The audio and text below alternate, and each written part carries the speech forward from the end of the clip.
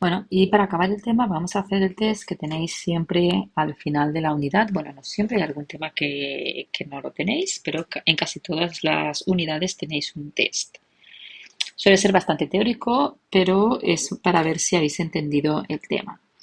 Y empezamos con el primer ejercicio que va de lo que hablábamos de que las matemáticas eran un lenguaje propio y que las frases se pueden escribir por símbolos. Y aquí nos dicen que digamos cuál de todas estas expresiones es la que nos está hablando de esto. Fijaros, para cualquier valor, pues para cualquier. ¿Qué quería decir para cualquier? Pues acordaros que para cualquier era este símbolo. Para cualquier valor infinitesimal positivo epsilon existe, ¿vale? Recordad la palabra existe, que quería decir este símbolo de aquí, algún valor infinitesimal positivo delta, tal que, si os acordáis, tal que se podía escribir o con una recta así o con dos puntos, ya veremos cuál ha utilizado. El valor absoluto, bueno, valor absoluto, ya sabéis que significa este símbolo, en valor absoluto de la diferencia, que es la resta de dos puntos x e y, por lo tanto aquí el valor absoluto de la diferencia de los puntos x e y será esto de aquí. Del dominio de definición de una función f es menor, fijaros que menor era este símbolo de aquí, que delta implica que el valor absoluto de la diferencia de las imágenes, fijaros que valor absoluto de la diferencia de las imágenes era esto de aquí, valor absoluto de la diferencia de las imágenes. Y en este caso, pues vuelve a decirme que es inferior a epsilon, ¿eh? Y por lo tanto es menor que epsilon. Bueno, pues teniendo esto en cuenta, vamos a ver cuál es la cierta. Para cualquier epsilon y cualquier delta mayor que 0, tal que x menos y es menor que delta, implica, esta no, porque esto es una flecha doble, que es sí, solo sí. Por lo tanto, ya podemos descartar esta y esta. Tiene que ser esta de aquí o esta de aquí. ¿Y cuál es la diferencia? Pues que aquí pone para cualquier epsilon y aquí para cualquier delta. Por lo tanto, fijaros que la correcta sería la B. ¿Vale? Fijaros, ¿eh? Para cualquier epsilon existe un delta tal que el valor absoluto de la diferencia de x e y es menor que delta, implica que el valor absoluto de la diferencia de las imágenes es menor que epsilon. Vale, vamos al segundo. Determina qué conjunto no son números racionales. Recordamos que eran los números racionales. Los números racionales eran aquellos que se podían expresar en forma de fracción.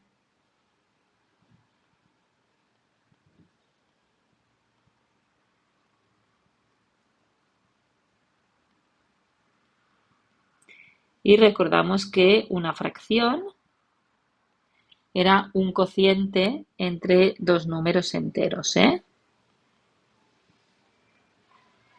Y la única condición es que b tenía que ser diferente de 0. Pues vamos a ver. El primer conjunto, menos raíz de 9. Bueno, fijaros que este conjunto es el mismo que este. Menos 3, porque raíz de 9 es 3. Menos 2, menos 1, 1, 2, 3 y raíz de 16, que es 4. De hecho, fijaros que todos los valores de aquí son enteros. Y si son enteros, son racionales, ¿eh? Fijaros que el conjunto A, esto es un conjunto entero y por lo tanto es racional. Vamos a llamarle el conjunto A, ya que es el apartado A, es también racional. Por lo tanto, este, ok. El siguiente, pues igual, fijaros que esto es natural, pertenece a los naturales, porque eran los enteros positivos. Los enteros, recordar que no tenían decimales, y por lo tanto, tenemos que el conjunto B también es racional. Porque si recordáis, decíamos, los naturales es un conjunto pequeñito, Luego todos los naturales son enteros y es más grande el conjunto, tenemos más números, es decir, hay números que son enteros y no naturales, pero todos los naturales son enteros. Y luego decíamos que todos los enteros son también racionales, pero racionales eran más grandes, había números racionales que no eran enteros. Bueno, el C. Pues el C, fijaros que tenemos -5, 0, un tercio, que por tanto es una fracción, la he podido expresar en forma de fracción, el número 6 y el número 3 elevado a 6, que pues si cogemos la calculadora y hacemos 3 elevado a 6, pues será el número 729. Fijaros que es racional, porque está compuesto por números enteros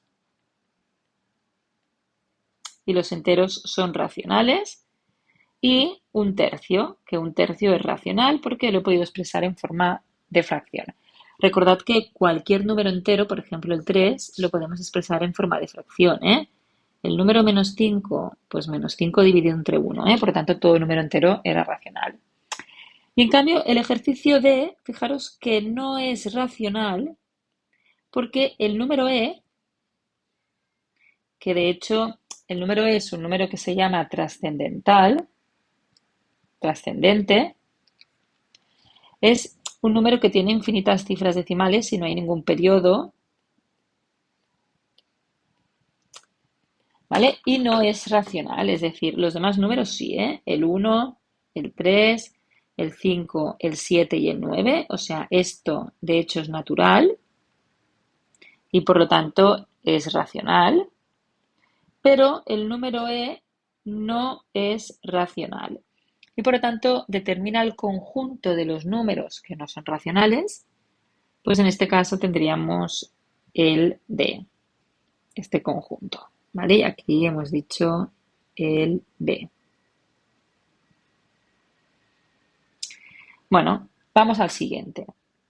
En un sistema de m ecuaciones lineales con n incógnitas, es decir, si os acordáis, decíamos que un sistema lineal era de la forma a sub 1, 1, x1, a sub 1, 2, x2,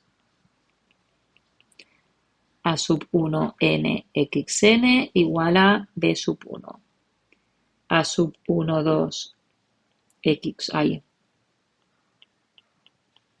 a sub 2, 1, x1, a sub 2, 2, x2, a sub 2n xn igual a b2 y llegábamos a sub m1 x1, a sub m2 x2,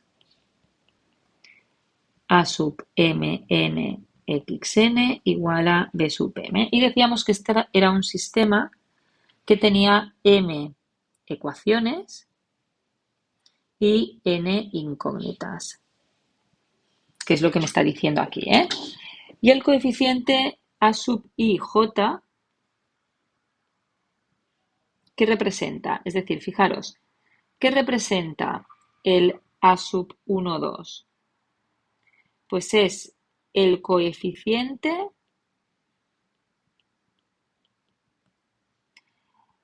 de la primera ecuación que corresponde a la segunda incógnita.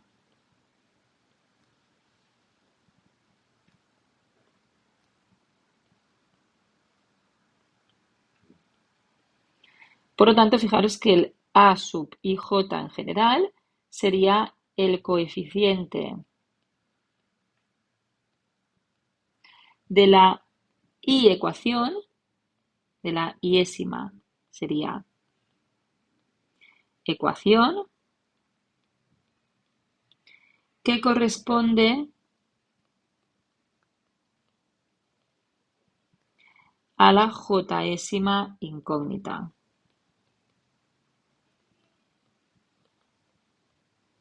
Y teniendo esto en cuenta, pues vamos a leer. El coeficiente de la incógnita j en la ecuación i es esta. Ya no hace falta seguir leyendo.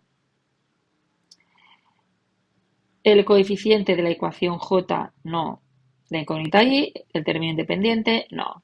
Por tanto, fijaros que la correcta ya es la primera, porque es el coeficiente de la incógnita j en la ecuación y. Vale, el siguiente. Indica cuál de las siguientes afirmaciones es siempre verdaderas. Los sistemas de ecuaciones no homogéneos son incompatibles. No tiene por qué. Un sistema no homogéneo es aquel que no está igualado a cero. Es decir, si es no homogéneo,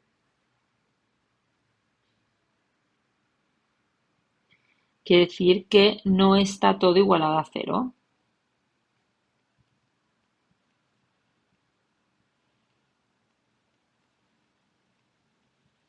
Es decir, fijaros, este x más y igual a 2, x menos y igual a 0, sería un sistema no homogéneo.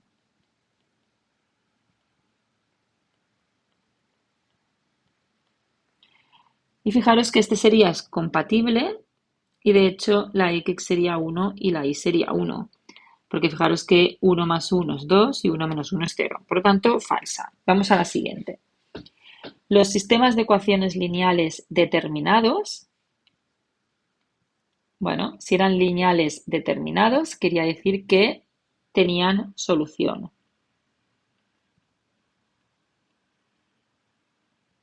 Y de hecho, una única solución. ¿Poseen infinitas soluciones? Mentira. Recordad que teníamos, que el sistema podía ser compatible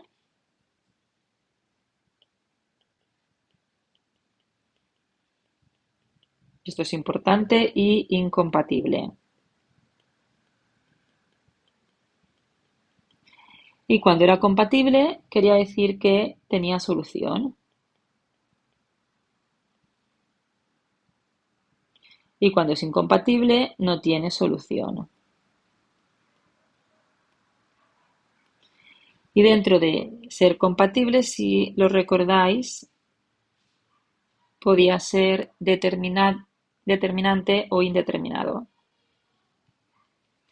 Podía ser un sistema compatible y determinado o indeterminado. No sé qué he dicho antes. Y es determinado cuando tiene una única solución.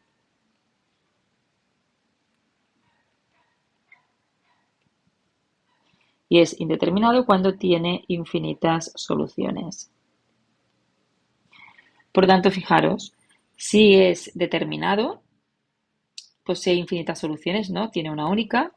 Los sistemas de ecuaciones compatibles poseen solución única, tampoco, porque puede ser una única o infinitas.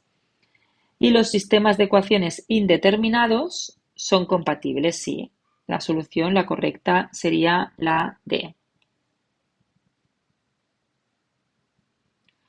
Porque para que sea indeterminado antes ha tenido que ser compatible, Otro, señala cuál de las siguientes afirmaciones es falsa. A ver, los elementos de los vectores unitarios son todos unitarios. A ver, un vector unitario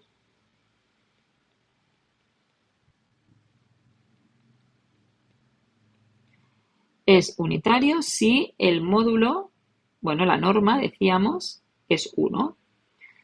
Pues fijaros, yo puedo tener este vector, que sabéis que es unitario,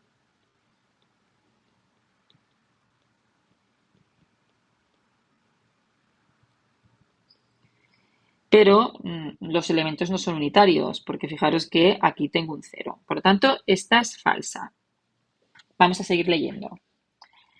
Los elementos de los vectores nulos son todos nulos, sí. Un vector es nulo.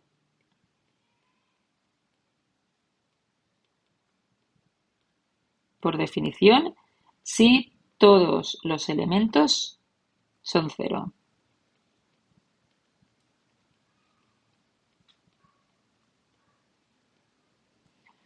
Es decir, el vector nulo sería este, 0, 0, 0. Por tanto, esta es cierta. ¿Los vectores unitarios tienen longitud 1? Pues por definición. Recordad que la norma era la longitud del vector. Cualquier vector no nulo puede convertirse en unitario, ¿cierto? Porque si yo tengo un vector u, si yo al vector u lo divido entre su módulo o su norma, esto es un vector unitario. Y por tanto, la respuesta correcta, es decir, en este caso, sería esta, porque me dicen que cuál es la falsa.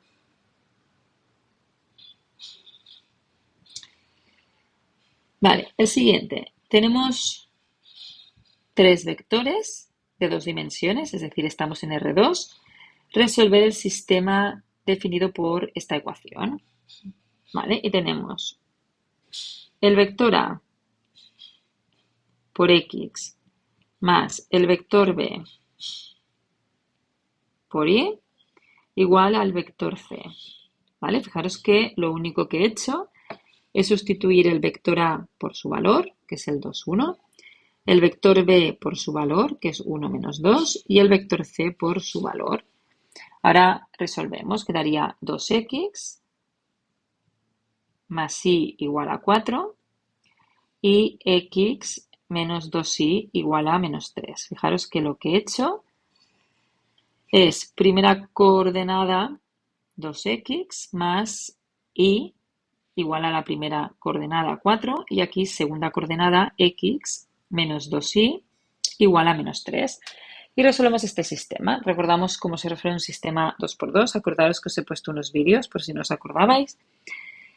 Bueno, yo voy a hacerlo por reducción y voy a multiplicar por 2 la primera ecuación. Por tanto, 4x más 2y igual a 4 por 2, 8 y esta la voy a dejar igual. Fijaros que si yo multiplico por 2 la primera ecuación, aquí me queda 2y y menos 2y y por lo tanto ahora podré sumarlas y se me reduce la y. Quedaría 5x igual a 8 menos 3, 5 y la x sería 1. Y ahora vengo, por ejemplo, a esta ecuación y tengo que 1 menos 2y es igual a menos 3, menos 2y es igual a menos 4 y por tanto la y es menos 4 entre menos 2, 2. Y por tanto tendríamos que la solución es x igual a 1 y recordad que este símbolo quería decir y igual a 2, pues sería la C. X igual a 1 y y igual a 2.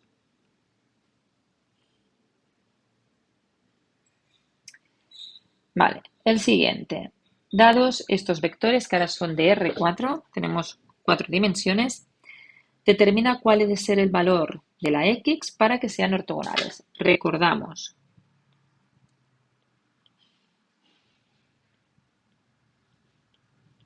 Dos vectores son ortogonales si y solo si su producto escalar era 0.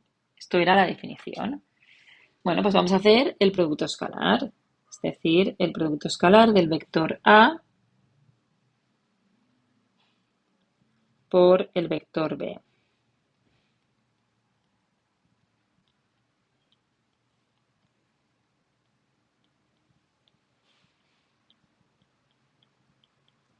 Y recordar que el producto escalar era multiplicar primera componente por primera componente, más segunda componente por segunda componente, más tercera por tercera, más cuarta por cuarta. Y esto será 1 por 2 si lo ponemos todo, más 2 por 1, más 5 por menos 2, más 3 por x. Y lo igualamos a 0. Y por tanto tendrá 2 más 2 menos 10 más 3x igual a 0.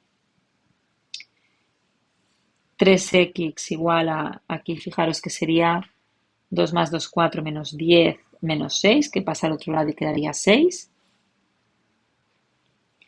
Y por lo tanto la x sería 6 entre 3, 2.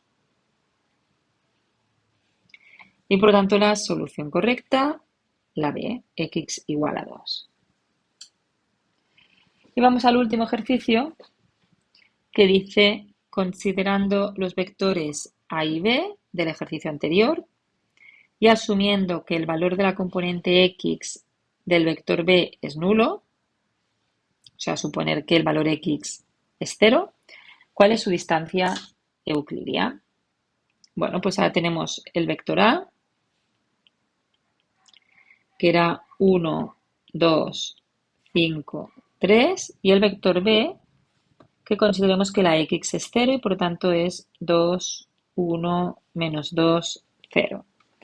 Y la distancia euclidia, si os acordáis, teníamos que utilizar la fórmula de hacer la norma de la diferencia.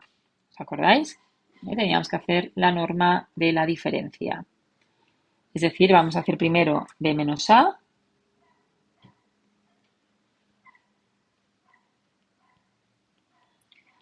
que por lo tanto será 2, 1, menos 2, 0, menos 1, 2, 5, 3. Y por lo tanto esto nos quedará 2 menos 1, que es 1, 1 menos 2, que es menos 1, menos 2 menos 5, que es menos 7, 0 menos 3, menos 3. Y ahora hacemos la norma, que será la raíz cuadrada de 1 al cuadrado más menos 1 al cuadrado más menos 7 al cuadrado más menos 3 al cuadrado. Es decir, la raíz cuadrada de 1 más 1 más 49 más 9. 49 más 9 más 1 serían 59 y 1, 60. Si descomponemos la raíz de 60, 60 si lo descomponemos es 2 al cuadrado por 3 por 5 y un 2 puede salir fuera de la raíz y quedaría 3 por 5, 15. ¿Vale? Por tanto, fijaros que la solución correcta es esta de aquí. Bueno, y con esto sí que hemos acabado los 3 vídeos de la unidad 1.